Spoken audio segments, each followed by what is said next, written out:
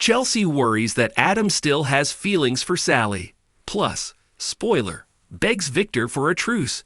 Today on The Young and the Restless, Adam and Chelsea talk about how to look forward, Diane and Jack worry about the leak, and Sally tells Billy he's perfect. When Adam brings a muffin along with his coffee to a table in crimson lights, Chelsea can hardly believe it.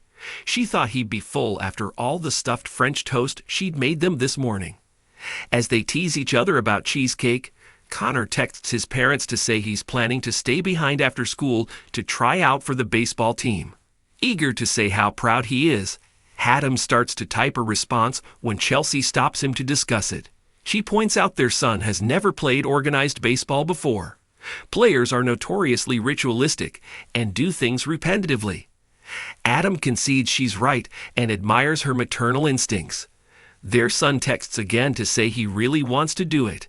Connor knows that baseball can create some OCD tendencies, but promises not to spit and to use his tools to handle his anxiety. Plus, there's a cute girl on the team, and he needs an excuse to be around her. Chelsea decides to tell their son to go for it. "With Connor, we hit a home run," she declares. As they join hands, Billy arrives and spots them. The parents chat about their son's chances until Billy interrupts. The three of them chat about Connor and his love of sports. Billy offers to ask Johnny and Katie to go to the batting cages with him. As Billy orders coffee, Adam asks him if today is the day he'll be officially launching his attack on Newman media. The abbot suggests that he's the victim of misinformation. The Newman brags that any challenge he mounts to him is doomed. He's sure this is all about him, and that Billy's hatred of him drives all he does. Admitting he used to think that way, Billy claims he no longer does, and his company will be the antithesis of Newman Media. His new company cares about the truth and will be the source of relevant information. Chelsea begins fidgeting as the men insult each other. Billy declares that he is done with being a victim and being reactive. Unlike Adam, he plans to use his privilege to do good in the world. "I found my voice, and it's an optimistic one," Billy insists. That only makes Adam more sarcastic. Phyllis is the first person he thinks of when he thinks of the power of positivity. Billy accuses him of just looking for a rise, and Chelsea tells the men to stop this. He declares that his company is ready to launch and the sky will be the limit. Adam jokes they can leave that story to Newman Publishing so they can figure out if it's fact or. Once Adam walks off to take a call, Billy tells Chelsea that Adam started that. He's sure she's tired of all the bickering and wonders how Adam learned about the company. She assumes the information came from Victor. Billy tells her he's moved on from his vendetta against the Newmans. She's happy to hear that. They discuss her now sharing an address with Adam. He notes they were holding hands when he walked in and then apologizes for crossing the line. When he asks about whether her getting close to Adam again is really about Connor, he adds that he doesn't want her to get hurt. They discuss his moving on with Sally. Billy explains that they are good together and having fun. He urges her to be careful with Adam and repeats that his new company has nothing to do with the Newmans. She appreciates that he cares, but she can look after herself. She's made her boundaries very clear with Adam. Returning, Adam asks Billy why he hasn't left. Is there some other area of his life he wants to stick his nose into? Billy insists he only came in to grab coffee and points out that Adam came after him with an axe to grind. Once Billy takes off, Chelsea asks Adam why he had to be so aggressive. Billy started it, he complains. She thinks he's taking this too personally. Adam heard her telling Billy that she was setting boundaries with him. He insists this is none of Billy's business. He's a loser and his new business venture will fail. If he believes that, Chelsea wonders why he's acting so threatened. Frustrated, Adam claims he's not threatened. He only wishes that Billy would find some other industry to fall flat in. She urges him to drop the family feud and focus. Apologetic, Adam explains that Billy gets under his skin, and he thinks Billy uses her to do that. Chelsea suggests that Billy's decisions rarely have anything to do with Adam. He has a past in media, so none of this should be a surprise. Adam complains that Billy has always hated him for what happened in Baltimore, and that's why he went after Sally. Is that what this is really about? She asks. She thought he claimed he was over her. Adam points out she's defending her ex. Is she over Billy? Chelsea hates to see them attacking each other. She cares about Billy just as he does about Sally.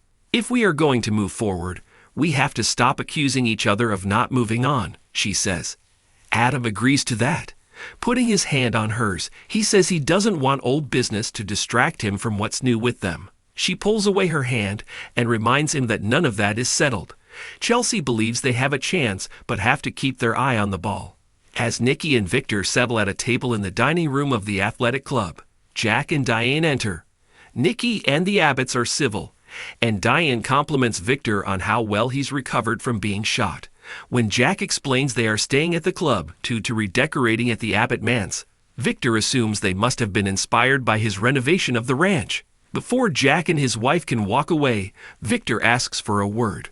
What delusion inspired you to encourage your idiot brother to compete with Newman Media? He asks. Jack wonders where he gets his information from. Diane suggests that he focus on healing instead of taking shots at her family. Lacing his fingers, Victor says he's looking forward to the spectacle of Billy going down in flames while squandering Jack's money. This will be yet another stain on John Abbott's great reputation. That sets Jack to huffing and angrily stroking his tie. Nikki declares that below the belt, and Jack is adamant his father would be proud of the mark that Billy will make on the world.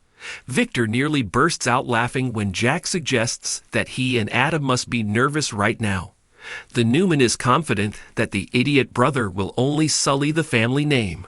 Jack and Diane gloat about stealing Glissade away from him. Jack is tired of all the predictions of doom and gloom. Sitting up, the mustache warns that they can work on patching the facade of the house all they want, but soon the entire Abbott house will lie in ruins. Nikki tries to end this conversation, which results in trading barbs with Diane. Jack tries to end it next by proposing that they make a pact. Are you high on pills again? Victor asks. Jack would like the two of them to agree to keep Kyle and Claire out of their battles. Nikki agrees with this, and so does Diane. Victor will have none of this, however, and refuses to leave it to Claire to make a choice. He's determined to protect his family. Jack predicts that this will only drive Claire away, just as his blustering has driven away his other children. I do not want my granddaughter involved with your son. It will end in heartache, Victor declares. Jack and Diane get a table across the room, and she tells her husband how proud she is of him taking the high road. At the moment, he's more about his brother than his son.